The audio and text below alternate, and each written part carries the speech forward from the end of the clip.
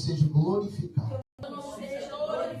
Fala, Senhor Deus, enquanto o teu filho ministra a tua palavra, o Senhor guarda a casa dele, o Senhor guarda o lar dele. Assim nós oramos, pedimos e agradecemos em nome do Pai, do Filho e do Espírito Santo de Deus. Amém? Você bate palmas para Jesus. Gamela esse povo aí. Aleluia. Meus irmãos, mais uma vez quero vos saudar com a santa e gloriosa paz do Senhor Jesus. Rapaz, o pastor Lucas, quando eu conheci ele, falou: meu amigo, você é doido? Você achou mais um doido ainda. Esse dia nós fomos uma lanchonete, comer o lanche, estava lotada. Ele mais o Felipe lá dizendo: chama o cara lá, o cara lá na frente.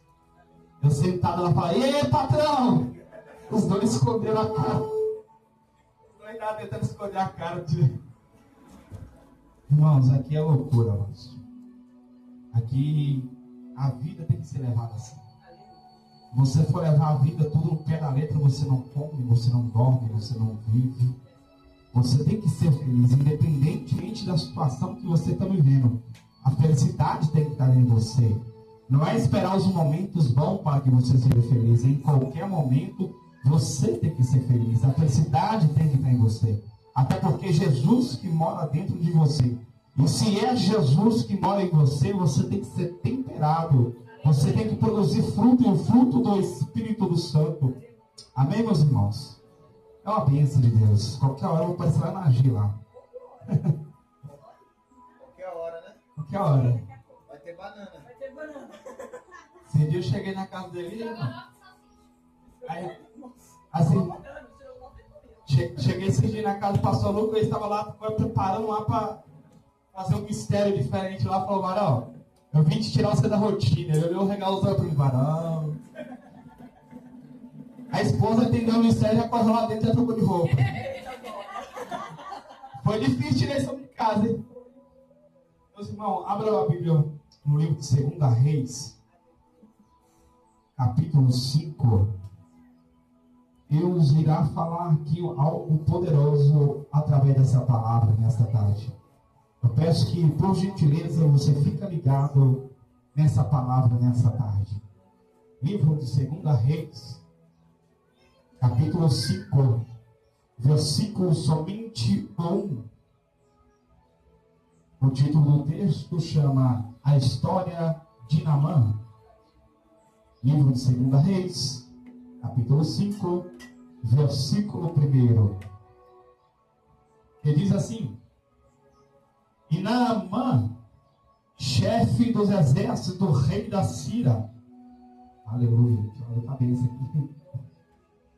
E Naamã, chefe do exército do rei da Síria, era um grande homem diante do seu Senhor, e de muito respeito, porque por ele o Senhor dera o livramento ao Sírio.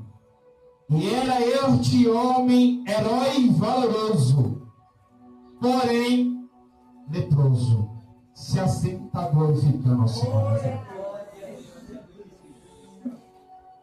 Meus irmãos, estamos diante de um contexto e uma história bastante poderosa da parte do Senhor para com a nossa vida.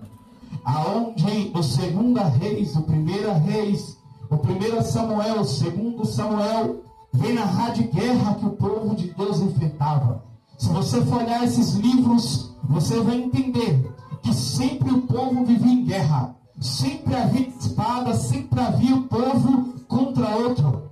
E você vai entender no contexto que Deus sempre tinha um modo de trabalhar no meio do povo seu. Se o povo era obediente à lei do Senhor, o Senhor honrava o povo. O Senhor permanecia com o povo. O Senhor vencia a batalha com o povo. Mas se o povo desviava do caminho do Senhor, o povo era entregue na mão dos inimigos. O povo ia à batalha e perdia a batalha. O povo era envergonhado. Mas todavia, aquele que se arrependia, o povo que se voltava para Deus, Deus se esquecia do mal que tinha planos para o povo e lembrava do bem que ele prometeu para Israel, que ele prometeu para o seu povo. Então Deus restaurava o povo que perdia. O Deus Senhor dava exaltação para o povo que perdia a batalha. Por quê? Porque o povo voltava a obedecer a palavra do Senhor. O povo voltava, aleluia, à direção do Senhor. O povo voltava a obedecer a direção de Deus.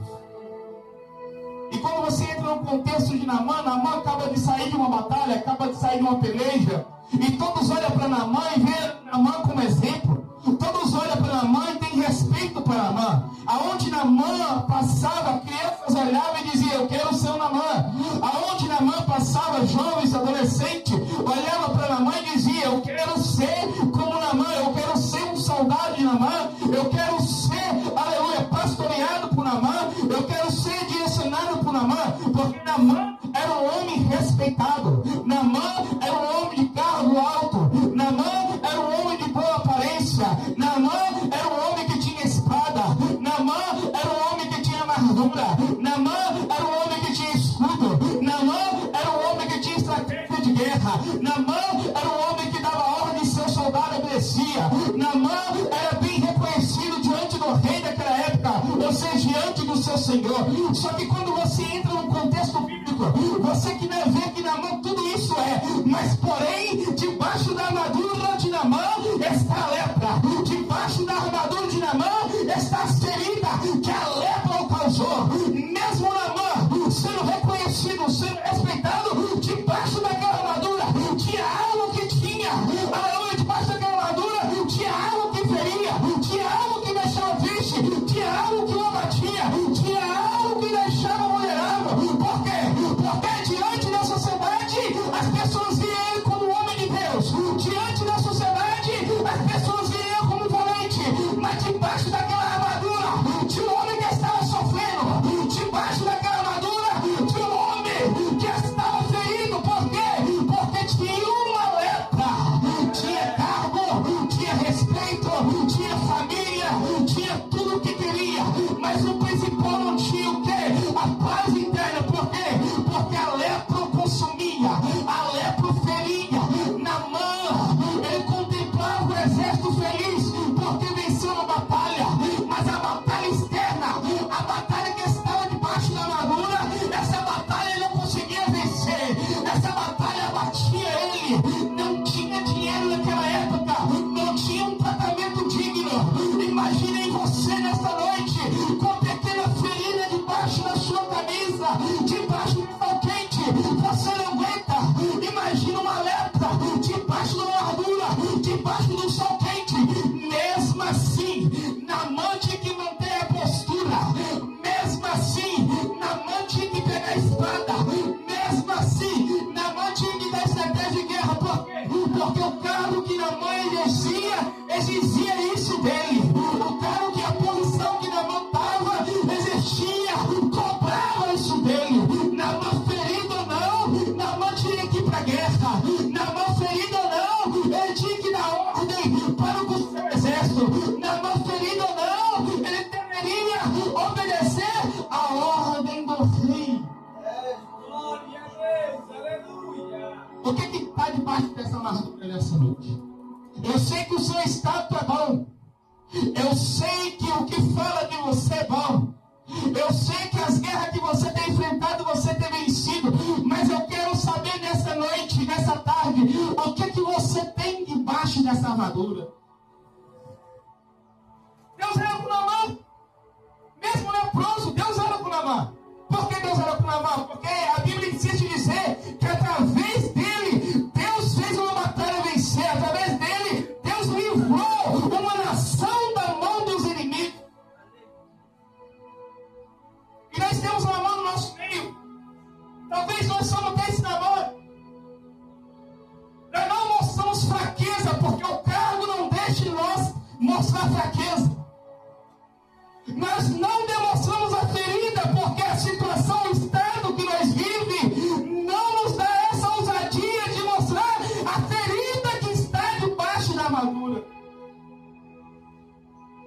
E o mais complicado no dia de hoje, a gente não procura uma ajuda. A gente não vai a um psicólogo. A gente não procura um psiquiatra. Sabe por quê? Porque a gente está com medo do que as pessoas vão achar. Nós estamos preocupados com o Estado. Nós não procuramos um líder espiritual. Nós não procuramos pessoas que podem nos ajudar, porque nós estamos preocupados com o que vão dizer. Preocupados, aleluia, com o Estado que nós mesmos temos colocado. Só que quando nós chegamos, tiramos a armadura, deixamos a espada de lado, e a gente começa a olhar, e a lepra consumindo aos poucos a carne, as feridas jorrando água amarela, e o corpo desabilitado, dizendo que não vai aguentar por muito tempo. O status fica, mas o corpo não fica. Nós estamos num tempo que nós reunimos para pagar um velório. Nós reunimos para fazer viagem, para visitar uma pessoa que morreu. Mas quando o irmão está vivo, ou quando a irmã está viva, nós estamos nem aí com a ansiedade dela, nem aí com a depressão dela, nem aí com a luta dela. Mas quando chega a notícia, fulano de tal morreu, nós reunimos, nós fazemos caravana, perdemos noite de sono. Sabe por quê? Para estar no velório. Ei, olha para cá, é melhor você ajudar agora do que você fazer reunião para estar no velório. É melhor você estender a mão agora para que você não esteja no velório.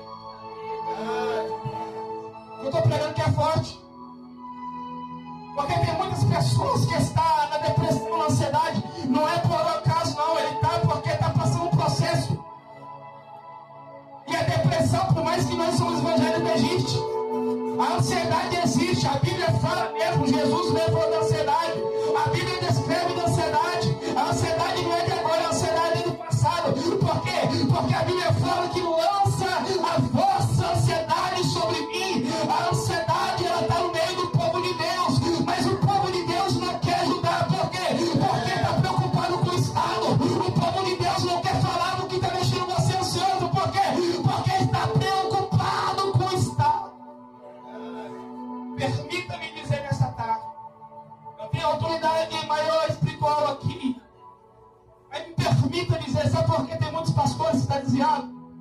Tem muitos obreiros que desviou, tem muitas pessoas que estavam na igreja, desviou porque ficou preocupado com o Estado. A armadura bonita era mais formosa, era mais bonito do que chegar a procurar uma ajuda, do que chegar a procurar um socorro. E não conseguiu manter a aparência por muito tempo. E sabe o que aconteceu? Caíram. Desanimaram. E alguns estão comendo bolota lá dos porcos.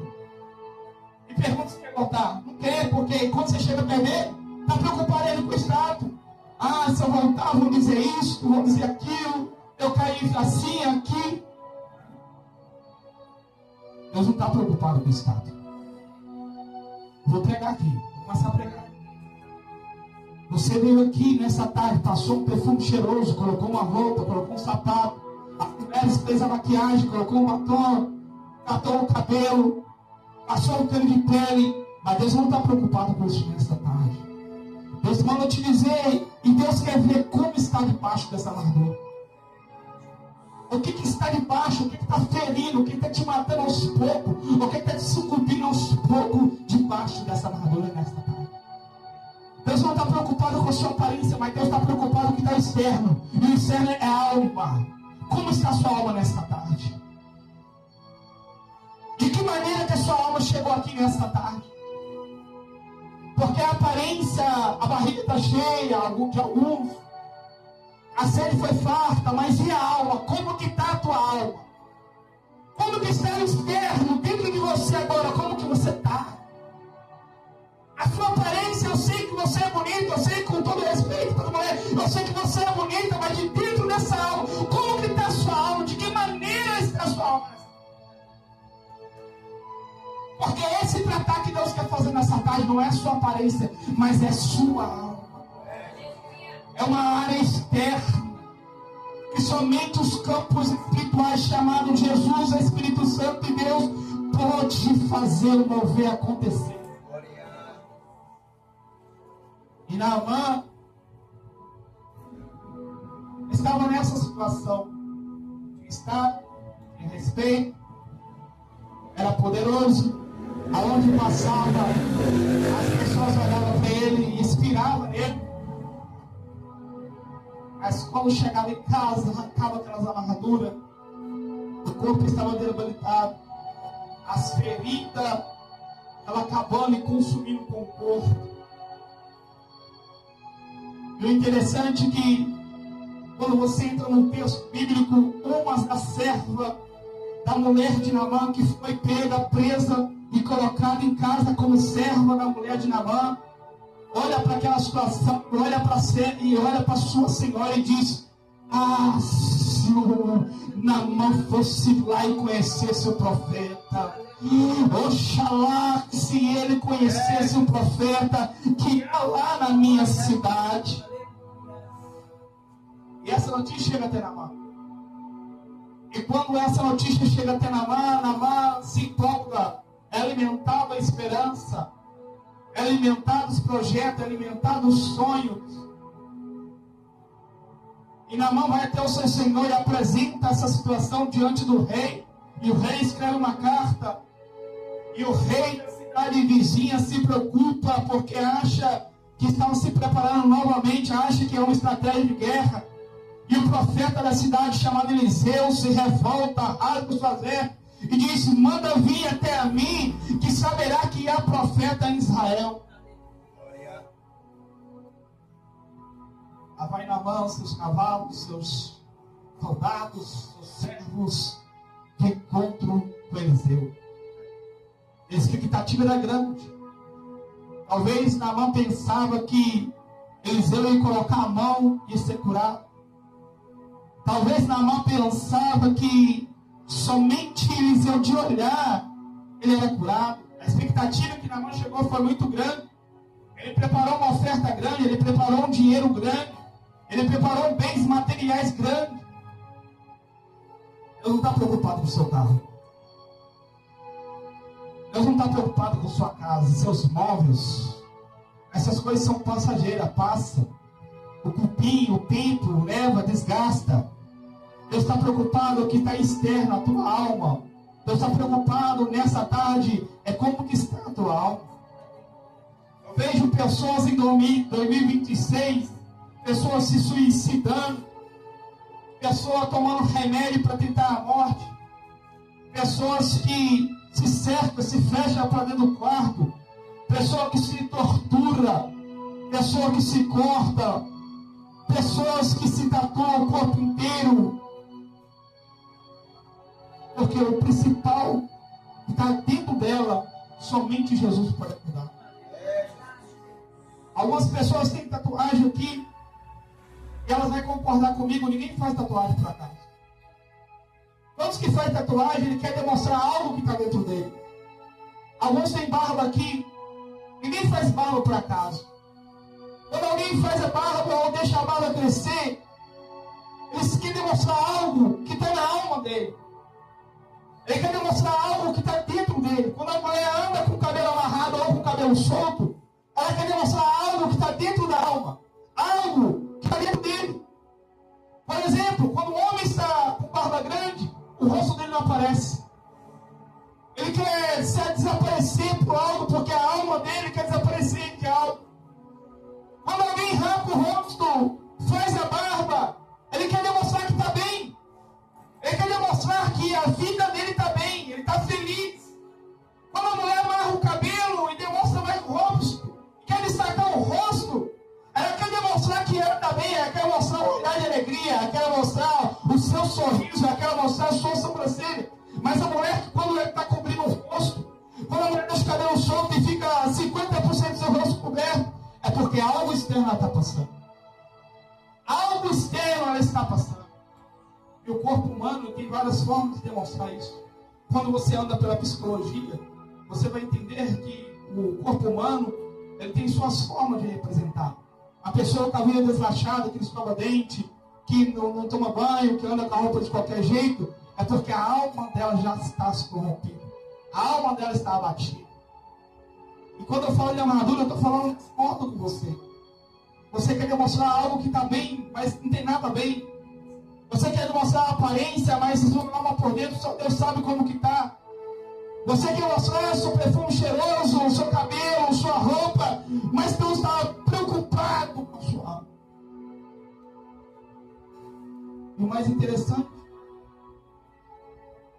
é que a alma, se ela não tiver um socorro de Deus, ela vai queimar no fogo eterno. Se a alma não tiver um socorro de Deus, ela começa na depressão, ela começa no remédio, ela começa na bebida, começa nas drogas. E quando vê, você ouve a notícia, fulano de tal morreu. Ciclano de tal teve tal suicídio. Porque a alma, que era o principal, estava precisando de tratamento e não estava sendo tratada. Você precisa de um tratamento, olha para cá. É duro que eu prego aqui nessa tarde. Você precisa de um tratamento urgente. Que tratamento é esse? Um tratamento na alma. Você precisa mudar de dentro para fora, não de fora para dentro. O que está dentro tem que fluir, claro. Não o que está fora tem que fluir para dentro. A sua alma, ela é preciosa para Deus. Deus tem um carinho especial para a sua alma. Deus escolheu a sua alma, Deus escolheu o seu sentimento, Deus escolheu o seu ser. E se Ele vir na cruz do Calvário, foi para a tua alma.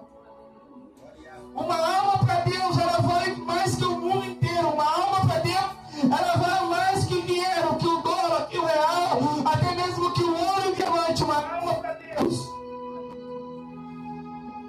ela tem um valor tão grande que o próprio Jesus desceu na cruz do Calvário.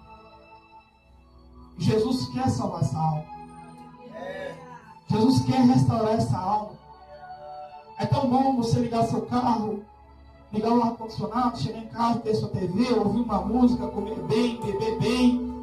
Mas quando você deita a cabeça no travesseiro, a sua alma, ela está com fome.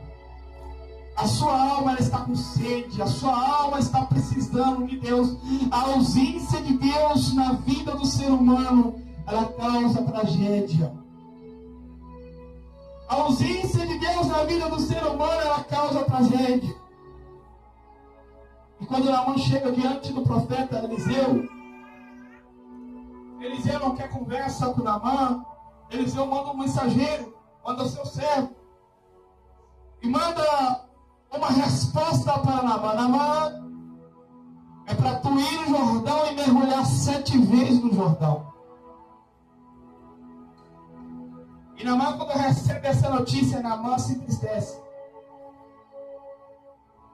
Naamã, quando recebe essa notícia, ele enfraquece, ele muda o seu rosto, ele muda o seu semblante, ele abate o seu espírito, porque a expectativa que ele criou era outra.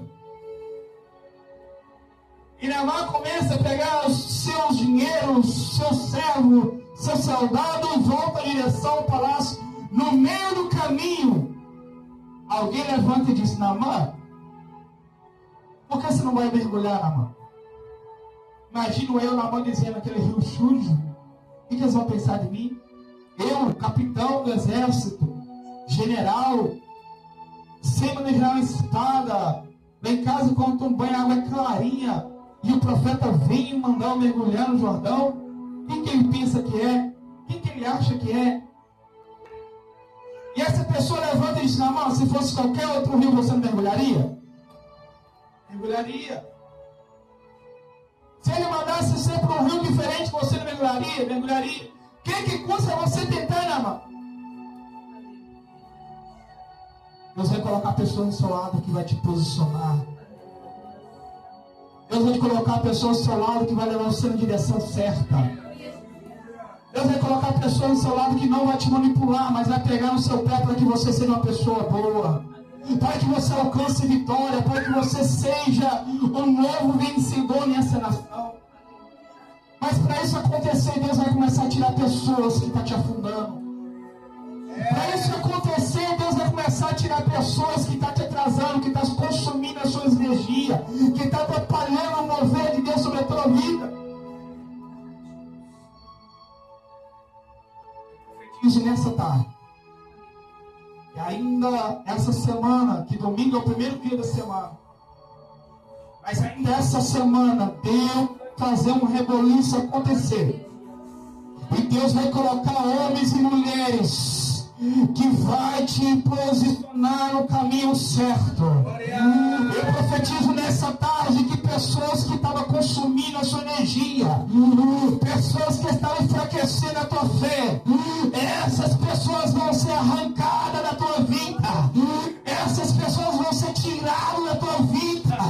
Eu profetizo que a glória da última casa vai ser maior do que a primeira. Eu profetizo que você será um vaso valioso. A sua alma vai ser renovada nessa semana. Tem pessoas que nem vão entender porque fulano sumiu, ciclano responde mais no WhatsApp, fulano não liga mais, porque é Deus arrancando pessoas da tua vida. É Deus tirando. Eu estou aqui, Deus também dizendo, fala para a minha igreja, fala para o meu povo, que as primeiras pessoas que eu vou tirar, é o primeiro cordão umbilical que eu vou cortar, é o chamado parentesco, é o chamado família. Sabe por quê? Porque eu estou cansado, Deus também dizendo, eu estou cansado das energias da minha igreja sendo consumida com o quê? Com palavras ao contrário, com notícia de derrota, com palavra de desânimos. Eu olho para cá, Deus vai colocar pessoas estranhas no teu caminho, que vai dizer para você, não para não, aguenta mais um pouco, já passa, olha mais um pouco, Deus está fazendo um mover diferente.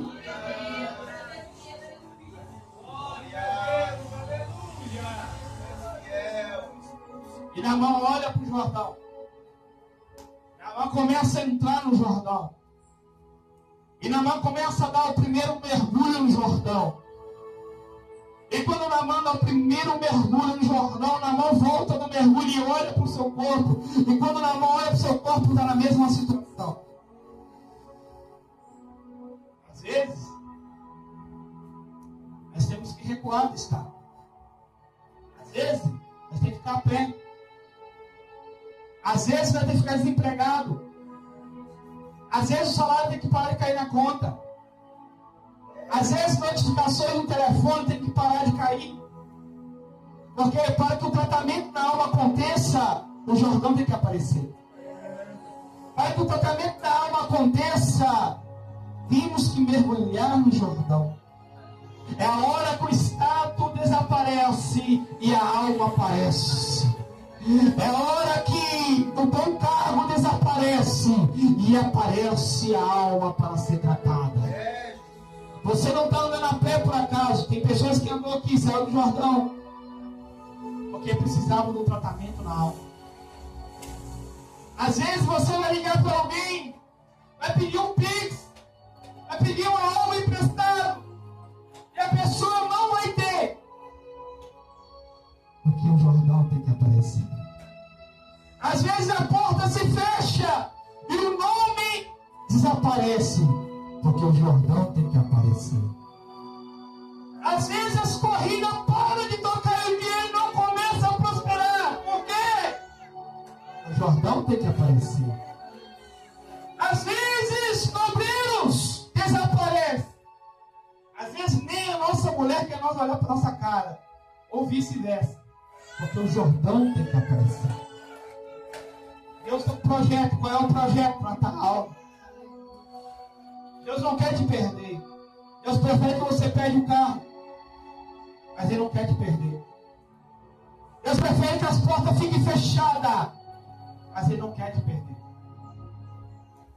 Deus permite que você dê uma ação do pecado, mas não aceita te perder. Isso não é uma breganha. Não tem negociação. Deus não te aceita te perder. Vou falar profundo. Tem pessoas aqui com uma dorzinha de dente, orava. Uma dorzinha de cabeça, orava. E hoje não ora mais. Sabe o que aconteceu? Deus permitiu a dor do dente. Sabe por quê? Para não perder a alma. Deus permitiu a dor de cabeça novamente. Sabe por quê? Para não perder a alma. O Jordão tem que aparecer. E quando o Jordão aparece, não é na primeira, não é na segunda, não é na terceira, é persistência. É persistência. Você vai esperar que acontece de um jeito e vai acontecer de outro. Você vai esperar um socorro de um lado e não vai acontecer porque Deus vai te socorrer do outro lado. E olha pra cá. Às vezes Deus coloca uma vírgula aonde você colocou um ponto final. Sabe pra quê?